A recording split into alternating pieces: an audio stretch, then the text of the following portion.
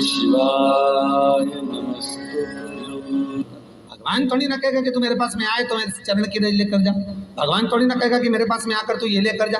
भगवान तो कहेगा मेरे पास में आया है, मांगना कुछ मत, बस मुझे जो स्नान कराया है मेरा चरणोदक लेकर जा, छीट दे पूरे घर में, संपदा भरना मेरा काम है। जहां मेरी चरण की रज पहुंच गई वहां संपदा स्वतः पहुंच गई, मैं वहां पहुंच जाता हूं। तो चरणों तक ले जा, पर लोग ले जाते हैं, पूजन करते, कलश भी उंडेलते, जल भी चढ़ाते, पर आते समय खाली लेकर आ जाते। भगवान को इतना बुरा लगता, मेरे दरवाजे से खाली जाए, मुझे कितना बुरा लगेगा। जो आए वो भर कर जाए, भले 2 बूंद लेकर आओ, पर उसमें चरणों तक थोड़ा सा लेकर अवश्य। कि तांबे का लोटा जिसका मुख छोटा हो, गला लोटे का मुख छोटा हो, ऐसे लोटे से जब हम भगवान का अभिषेक या पूजन करते हैं तो उससे बीमारी समाप्त होती है, रोग छिन्न होता है। तांबे के लोटे से शंकर भगवान को दूध चढ़ाना चाहिए, नहीं चढ़ाना चाहिए? शास्त्र कहता है तांबे के लोटे से दूध चढ़ाने से पूत छिन्न होता है, इसलिए तांबे के लोटे से दूध ना चढ़ाएं। अगर दूध चढ़ाना है तो स्टील का पात्र ले लें, चांदी का पात्र ले लें, आदि दूसरे पात्र ले लें, पर तांबे के पात्र से दूध ना चढ़ाएं। फिर इसी के गमले में पानी बिना नहाए नहीं डालना चाहिए क्या? वैसे शिव महापुराण में एक बात अच्छी लिखी है और स्कंद पुराण में भी लिखी है कि यदि तुलसी और बेलपत्र, क्या क्या चीज, तुलसी और बेलपत्र बिना नहाए स्पर्श नहीं करना चाहिए।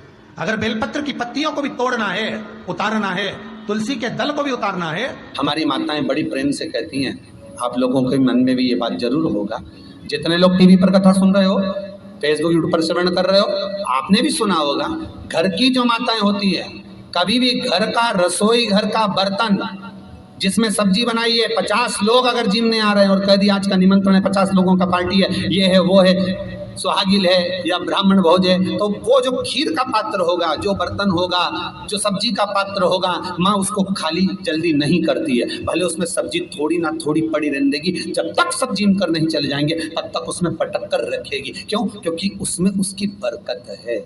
उसी तरह जल चढ़ाने के बाद हम जब लेकर आते हैं पात्र के अंदर, ये उसमें उसकी बरकत है। गर्ग संहिता में दूसरी चीज कही, उसको भी समझ लीजिए।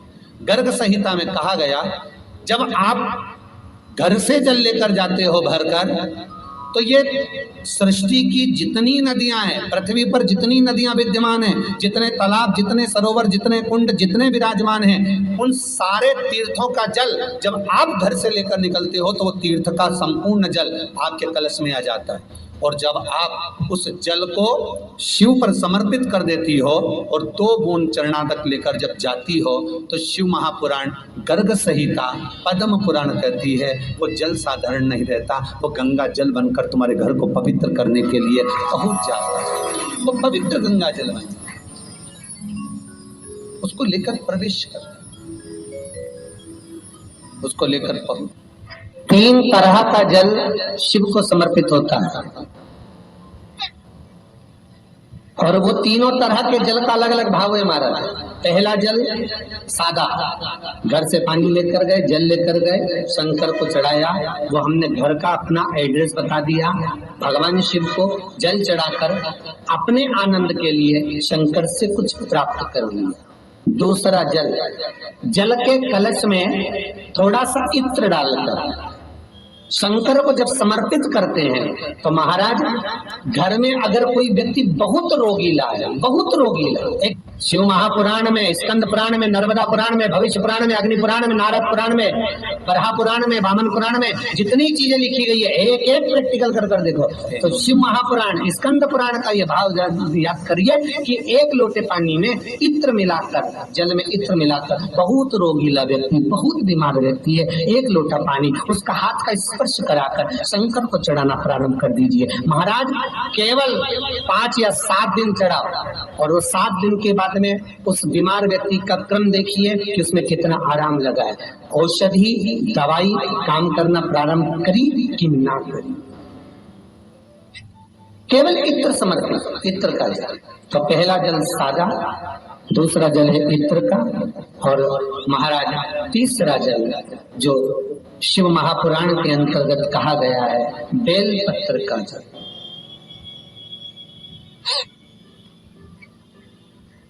तीसरा जो जल है वो बेलपत्र का जल है। बेलपत्र का जल कैसा?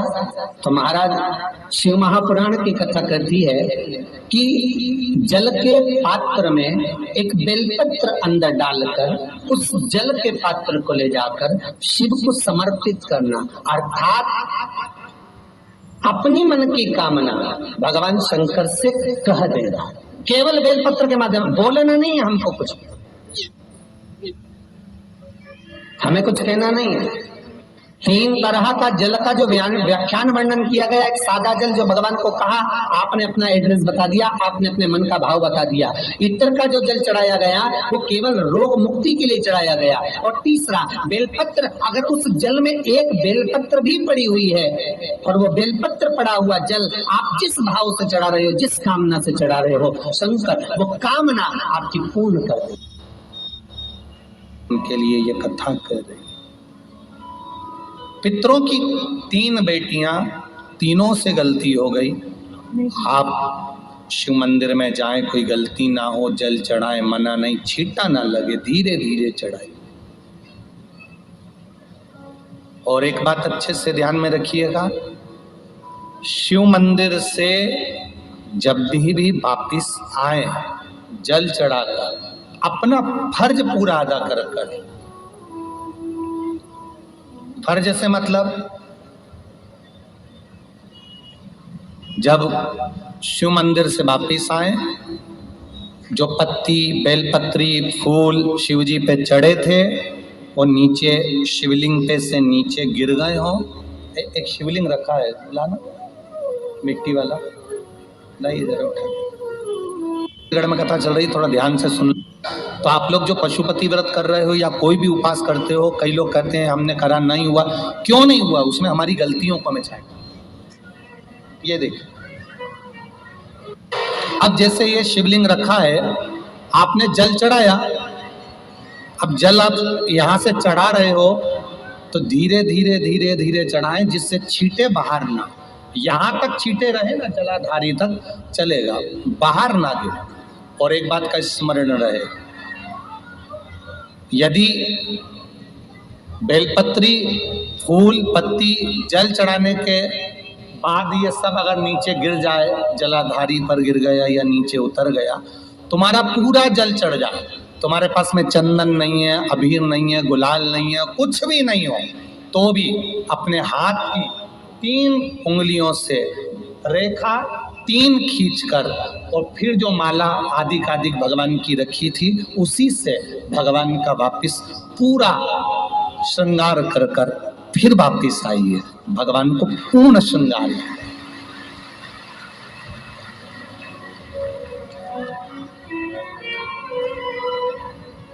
भगवान का पूर्ण श्रृंगार कर कर आइए। कई लोग जल चढ़ाने के बाद में भगवान का जो फूल पत्ती नीचे रखी रहती है, आप, हम ये नहीं कह रहे कि आप अपने घर से लेकर जाओ, आपके पास में कुछ नहीं, 1 लोटा जल चढ़ाओ, जल चढ़ाया, जो फूल पत्ती नीचे रखी हुई है उसी को उठाकर उसको रखकर उसी फूल से भगवान का खूब सुंदर श्रृंगार भगवान का कर कर फिर आइए। क्यों? शिव का जब हम श्रृंगार कर कर आते हैं, माता पार्वती जी ने देवाधिदेव महादेव का श्रृंगार किया है, आप लोगों के स्मरण में होगा। राम जी ने माता जानकी का श्रृंगार किया है। रामचरित सुनिए कथा, रामायण सुनिए, आप लोगों ने रामायण सुनी होगी, तो उसमें माता बैठी हैं शिला के ऊपर और भगवान राम उनका श्रृंगार कर रहे हैं, एक कौवा आता है वो चोंच मार कर जाता है, ये सारा वृत्तांत आप लोगों ने श्रवण किया है। तो राम जी माता सीता का श्रृंगार करते हैं, भगवान कृष्ण राधा जी का श्रृंगार करते हैं। केवल एक देव अधिदेव महादेव की कथा ऐसी है जिसमें पार्वती जी शिव जी का श्रृंगार करती है। शिव का श्रृंगार किस लिए? क्यों?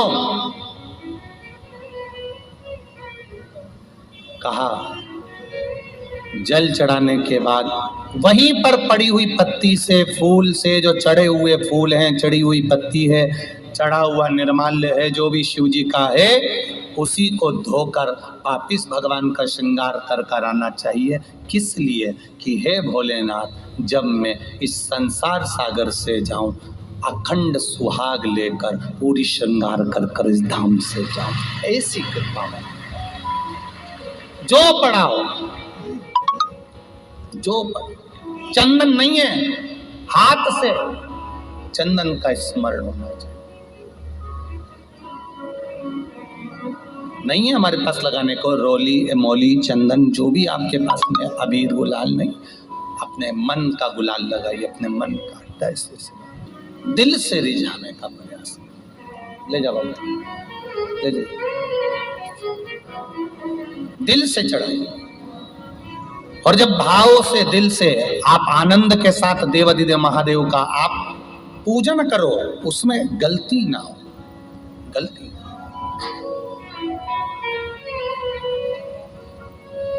देखिए, पितरों की 3 बेटियों को श्राप लग गया। श्राप क्या लगा? तुम्हें पृथ्वी पर जाना पड़ेगा, मृत्यु लोक में जाना पड़ेगा, और तुम्हें मृत्यु लोक में जन्म लेना पड़ेगा। मृत्यु लोक में जाना पड़ेगा और तुम्हें जन्म लेना पड़ेगा। अब दुख आ गया। पितरों की बेटियां, इन्होंने पूछा हमारा भी कल्याण हो और पितृलोक में जितने पितर आए उनका भी कल्याण हो। जो अधोगति में, जैसे हमारी गति बिगड़ी है, हम अभी युवान अवस्था में हैं, आपको चोट लगी, आपने हमको श्राप दिया, मान लो कोई अधोगति में प्राण छोड़कर चला जाता है, उसका उद्धार कैसे हो? सनकादि ऋषि से पूछ रही, आप कृपा करें।